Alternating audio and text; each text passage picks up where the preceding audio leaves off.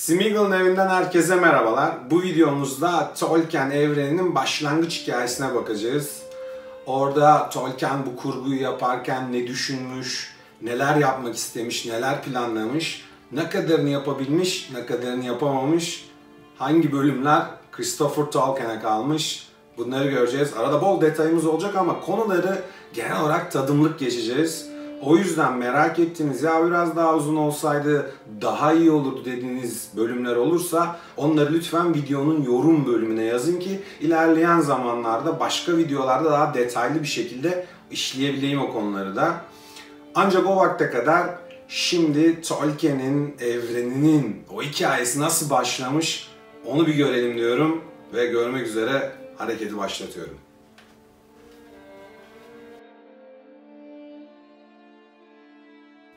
Evet, tüm bu hikayelerde olduğu gibi bir tane ana karakter var. Kim bu? Eru Ilúvatar.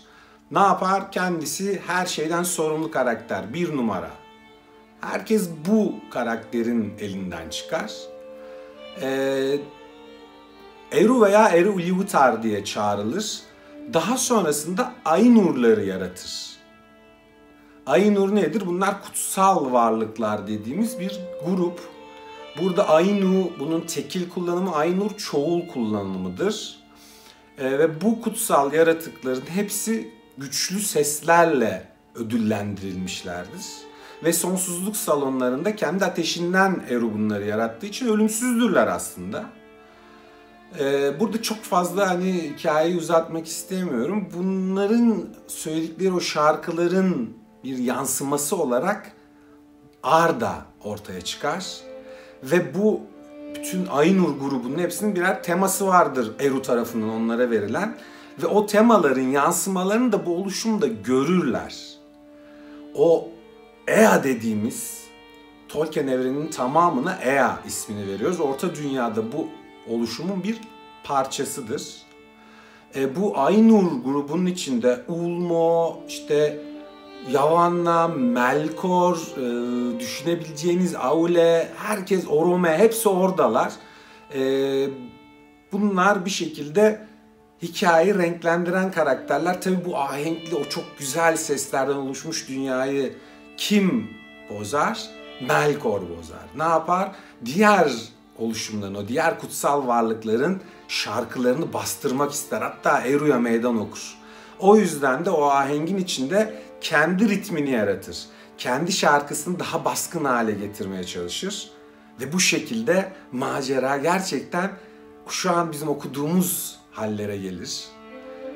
Bu noktayı da Tolkien kendi tamamlayamamıştır ama Silmarillion'da Christopher Tolkien'in koyduğu başlıkla Ainur'un şarkısı veya ulu müzik olarak bir başlıkla görürüz zaten.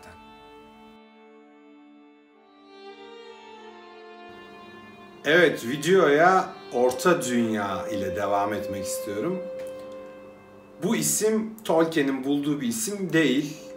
Eski İngiliz tekstlerine bakarken cennet ve cehennemin arasında insanların yaşadığı bir bölgeyle ilgili bir yazı buluyor. Ve bu yazıda o bölgenin adı Orta Dünya. Tolkien burada birebir etkileşimle kendi yarattığı evrenin adını da Orta Dünya koyuyor. Orta Dünya 4 çağdan oluşuyor. Birinci çağ yaratılış hikayesiyle başlayıp Gazap Savaşları'nda Beleriand'ın yok olmasıyla bitiyor. İkinci çağda Orta Dünya'nın özgür insanları Sauron'u yeniyorlar ve ikinci çağ kapanmış oluyor. Üçüncü çağda tek yüzüğün yok edilmesi ve Sauron'un nihai mağlubiyetiyle son buluyor. Dördüncü çağ Tolkien'in üzerinde çok fazla çalışamadığı bir dönem. Çok fazla bilgi yok o çağla ilgili. Bulabilecekleriniz Yüzüklerin Efendisi kitap üçlemesinin son kitabı olan Kralın Dönüşü'nün artık son bölümlerinde birkaç done ve Appendix bölümündeki bilgilerden aslında ibaret. Bu noktada şöyle bir şey belirtmek istiyorum. Hobbit'i yazarken daha Tolkien henüz Hobbit'i yazma aşamasındayken aklında herhangi bir isim yok evrenle ilgili, kurduğu evrenle ilgili. Yüzüklerin Efendisi'nde ortaya çıkıyor Orta Dünya ifadesi. Hobbit romanına bakarsanız herhangi bir yerinde Orta Dünya yazdığını görmezsiniz romanda. Bunu merak edenler kitaba bakabilirler ama Hobbit yazıldığı sırada Tolkien'in aklında Orta Dünya diye bir kurgu Yok ya, daha doğrusu o kurgunun adı Orta Dünya değil. Zaten bu yüzdendir ki Hobbit'in yazılış şekli Orta Dünya ile ilgili diğer romanların yazılış tarzına göre değişiklik gösterir.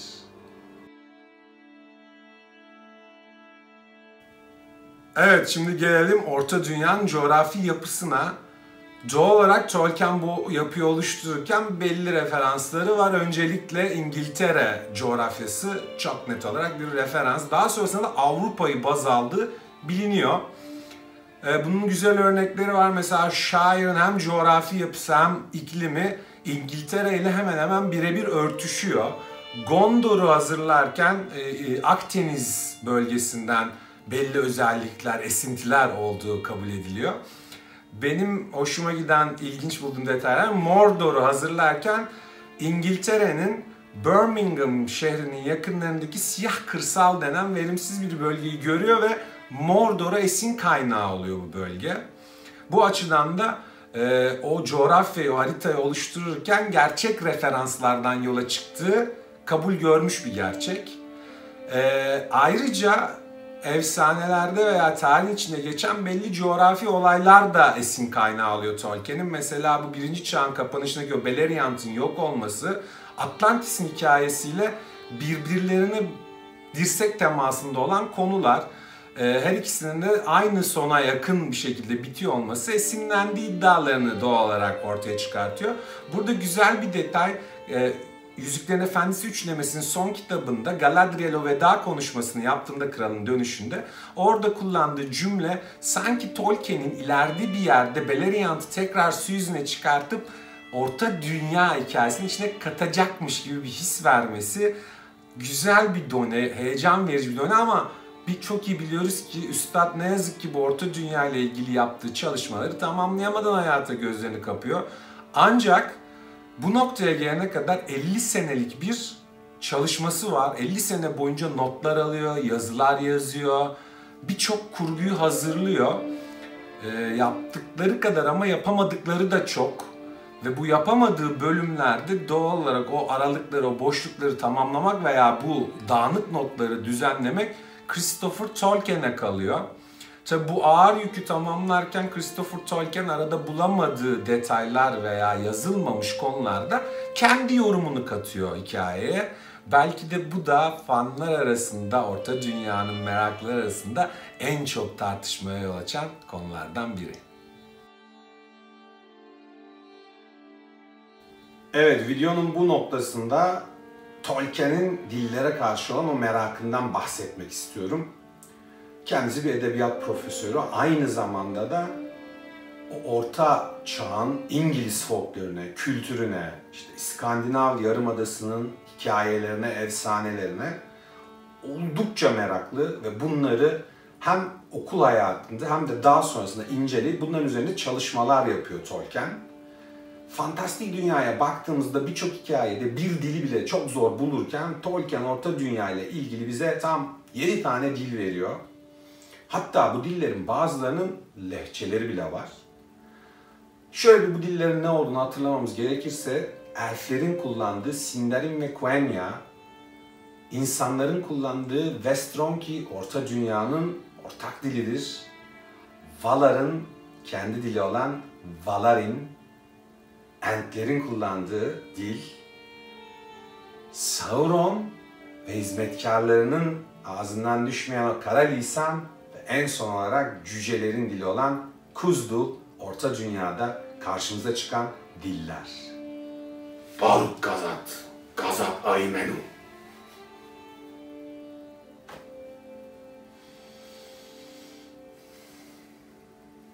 Evet, hazır yeri gelmişken yine bir noktadan bir noktaya atlayalım istiyorum ben. Orta Dünya'da orijinal kurguda belli rezerve yerler var. Nedir?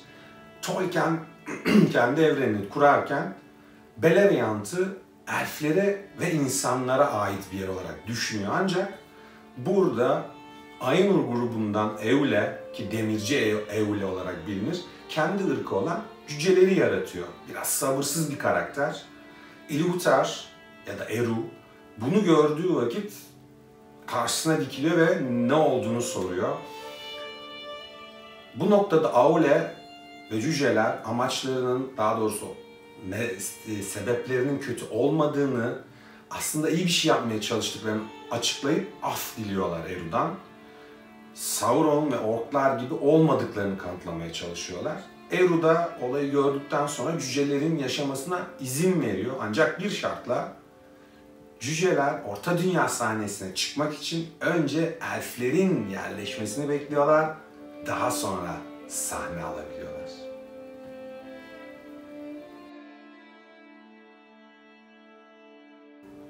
Aule'nin hikayesinden sonra size Yavanna ile ilgili bir şey anlatmak istiyorum.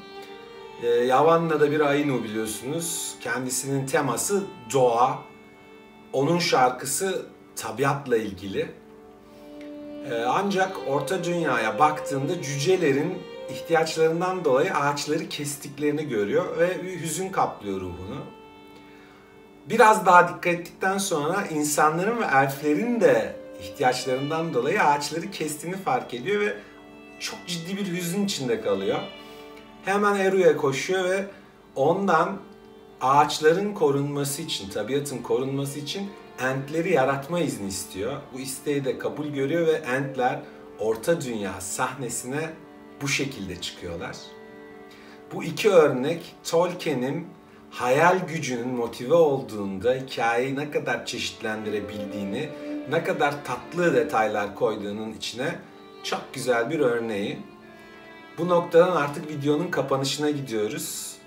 Burada Orta Dünya'nın bitiş senaryosu var. Orta Dünya'nın bitiş senaryosu aslında bitirilememiş bir proje Tolkien tarafından. Kendisi Orta Dünya'nın sonu şöyle düşünüyor. Morgoth tekrar gücünü kazanıyor ve Orta Dünya'yı tehdit eder hale geliyor. Bu noktada esin kaynağı Norse efsanelerinden Ragnarok Tolkien'in ve buna benzer bir son yapmaya çalışıyor. Tolkien tarafından Dagor Dagorlat olarak adlandırılan Son Savaş diye çevirebileceğimiz bir senaryo bu. Morgoth o tüm gücünü topladıktan sonra savaşa giriyor. Turinbar kendisini kara kılıcıyla kalbinden öldürerek onu yok ediyor. Ve bu şekilde Orta Dünya kendisini yeniliyor. Artık o harmonide hiçbir bozuk ses, bozuk nota olmuyor ve gayet mutlu, her şeyin güzel olduğu bir Orta Dünya sonu geliyor. Bu şekilde de senaryosunu tamamlamayı düşünüyor Tolkien. Kendisi bana göre, bunu defalarca söyledim ama bu fantastik dünya oluşturma konusunda gerçekten rakipsiz, oldukça başarılı bir karakter. Eğer buraya kadar sizi hayal kırıklığına uğratmadıysa bundan sonrasında da hayal kırıklığına uğratmayacağını garanti edebilirim. Bir videomuzun daha sonuna geldik. Umarım eğlenmiş, iyi zaman geçirmişsinizdir. Kanalıma üye olmayı, videolarımı beğenmeyi lütfen unutmayın. Smeagol'un evinden hepinize hoşça kalın diyorum. Kendinize iyi bakın. Bir sonraki videoda görüşmek üzere.